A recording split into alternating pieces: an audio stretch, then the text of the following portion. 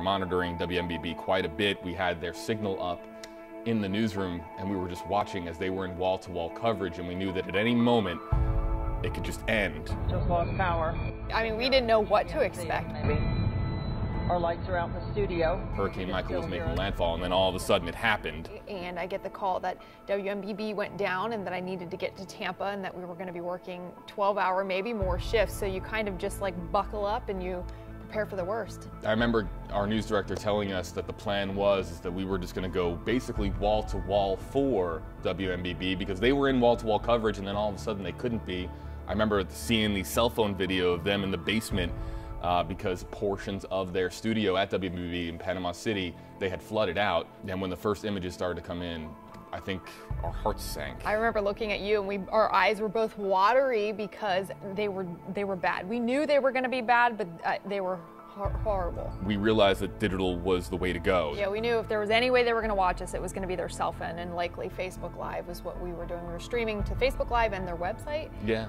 We just knew that was the only way we could reach them. All of the elements that they were dealing with this hurricane, the winds, the storm surge, the water. And I remember we were in 12-hour rotations, and we had Avery Cotton, Evan Donovan, we had Victoria Price. I think John Rogers. Rogers. Yep. We were shocked to see the devastation, and then you can kind of answer to then how we got the viewers involved. Right. We were able to take the Hurricane Hunter aerial imagery and just start looking up particular neighborhoods, and then on Facebook Live, people started punching in their own addresses, and we said, okay, like somebody needs our help. Somebody wants us to look up their particular address. These are people who had fled the Panhandle.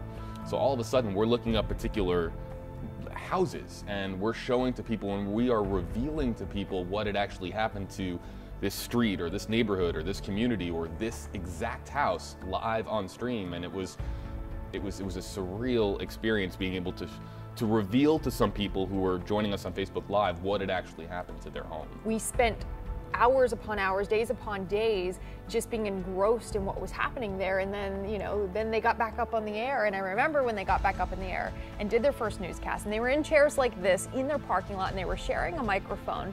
And when they all had tears in their eyes because they were sharing their experiences of how horrible the night it had been and what everyone had been through. And then again, we were so emotional just seeing them for the first time. It was happy, it was tears, because they had been through a lot, and I just felt very rewarded, and I felt very connected to them, and also kind of a camaraderie because we've been there, we've lived through hurricanes, and I know they would do the same for us, so it was very rewarding.